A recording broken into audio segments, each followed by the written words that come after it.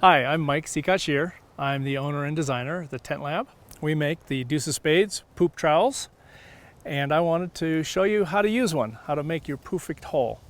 But before we do that, I also wanted to talk about why we're here.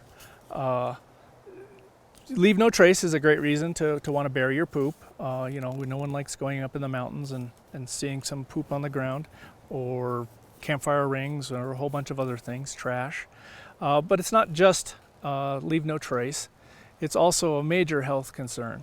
So the microbes that live in us that come out in poop are uniquely adapted to thrive in us and cause us problems, diarrhea and other diseases, especially when you start talking about parasites like worms and protozoa like Giardia and stuff. So it's super important that you bury your poop correctly and keep all that in the ground where the bacteria that are there can essentially feast on your bacteria and turn your poop into a great soil. Okay, let's go dig a hole. Okay, the rules for where you put a poop hole are actually pretty simple. 200 feet from camp, water, or trails. So here I've got my Deuce kit and taking my paces, and this is not going to work very well here. This is some terrible ground for trying to dig a poop hole in. It's all rock. But if you look over there, we've got some aspen, and it's not on the top of the hill, and that means that probably there's a very good chance we'll find a good place to dig a hole right over there. Oh, what luck! We just saw that the top of this hill was bad for digging a poop hole. And look what I just found. How lovely. The campers here just couldn't be bothered to take the proper distance and find actual soil to dig a poop hole in. Nice. Great. So here's some advice while we're walking over, doing our 70 paces. Why not make it 100 after all? For parents with young kids, I highly recommend that each parent have one of these in case you're separated. You won't be left stranded without a way to dig a hole. Nothing strikes panic into the heart of a parent faster than your little one going, "I gotta go poo!" and you have no way of making a proper poop hole. The other little piece of advice probably anyone could use is when you're setting up camp, go dig a poop hole. That way, if anybody needs to go quickly, there's one already. Hey, what do you know? Looks like we found ourselves a good place. Right there. Okay, so this looks good.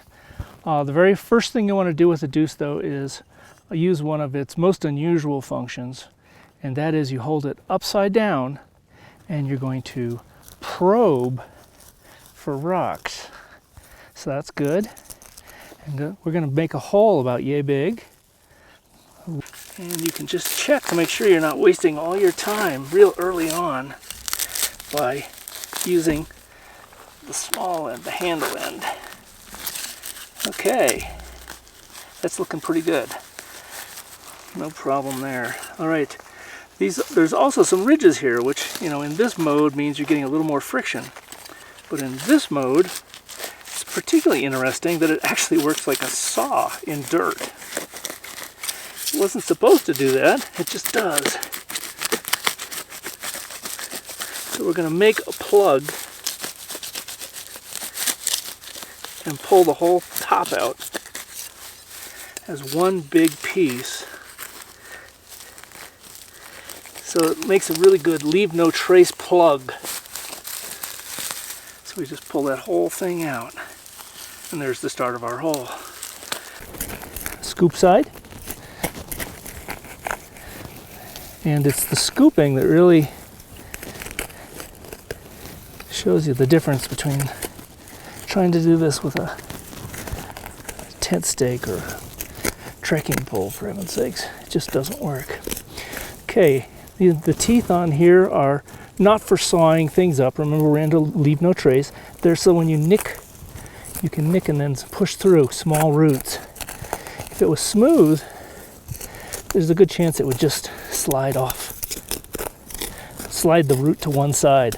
Okay, with these trowels, they can take a lot of force doing this with them, but you don't want to ever be in a position where you're prying them that way, because this U shape, bending it this way, that's its weakest direction. Okay, this is almost 7 inches long, so when we get it, right now it's about to here, when we get it as deep as the trowel is tall, then we've got the right depth hole.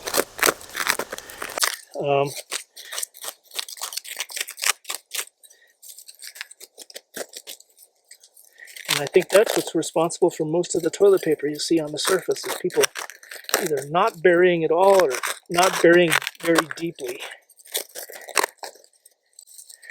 And of course, you probably already know, you don't pull up a rock and poop under it, because the rock itself protects the poop from decomposing. You need the water percolating from the surface to do it.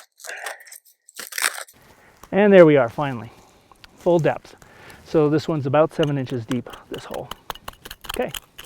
I was going to put in that stuff that we had from before, that poop, all that toilet paper that we just saw walking over here, but it turns out that it was all wipes, so they're not compostable. They won't decay, so I've actually got to take those and take them home and throw them away. So now we're ready to use our hole. Oop.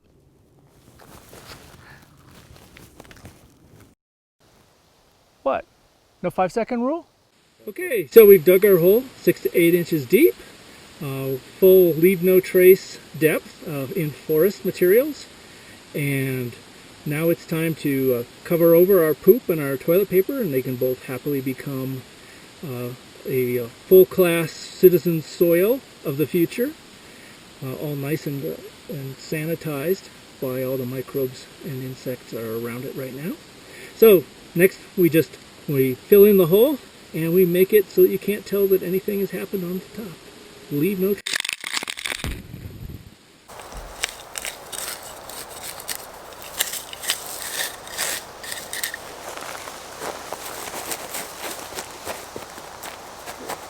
Down. First rainfall, it's going to look like nothing happened. Okay, let's talk about this stuff. Toilet paper, friend or foe? There's been kind of a groundswell of people talking about packing out their toilet paper from the backcountry. And while that in and of itself isn't a bad thing, I would maintain that it's a completely unnecessary thing most of the time. In the desert, you have to pack it out, sure. But when we're talking about forests with biological soil and everything's going to decompose, toilet paper makes great soil too. There's nothing wrong with it. When you see toilet paper on the ground, it's not the toilet paper that should be offending you. It's the fact that somebody did not dispose of their poop properly. In fact, if anything, it's a great warning that somebody has just contaminated the area. So it's the messenger. You don't need to shoot the messenger. If all we cared about was the aesthetics, here, watch. I got it right here. Brown toilet paper. Greatest idea ever, right? 3, 2, 1. No, it's the worst idea ever. This would encourage people to not bury their poop properly. And in fact, you know, in a perverse way, this whole carry out your toilet paper, you know, human nature is a funny thing. If you feel you're doing something extra special good in one arena, one part, then maybe you cut yourself a little break. Like, for instance, if the hole's extra hard to dig, maybe you don't go the full 6 inches deep. Maybe 4 is enough. So I think in a perverse way, this fixation on toilet paper and carrying it out is potentially even a little bit negative. That's my 2 cents anyway. Thanks for watching the video. Toodles.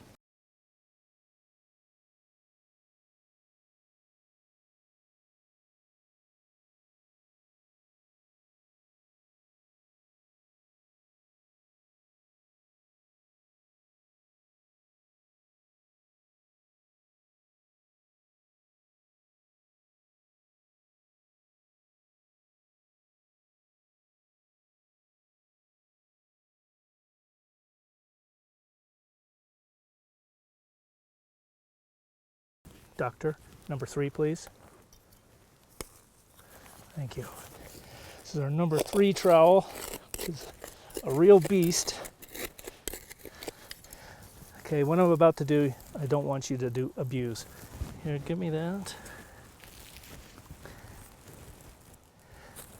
Okay, with these trowels, they can take a lot of force doing this with them, but you don't want to ever be in a position where you're prying them that way, because this U shape, bending it this way, that's its weakest direction. But check this out. This is our number 3.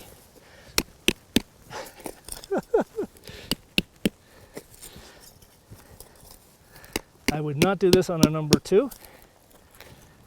And a number 1, it would just crumple. Okay. Notice that I'm making a little bit of a mark there, and you can, with any rock, especially a river stone, you can smooth it right back out. So if you do cause a burr, that's really easy to fix. Okay, number 3 scoop is big. Notice that I'm still able to pull dirt out of the bottom because I've kept the handle. I designed this thing with a handle that's quite small.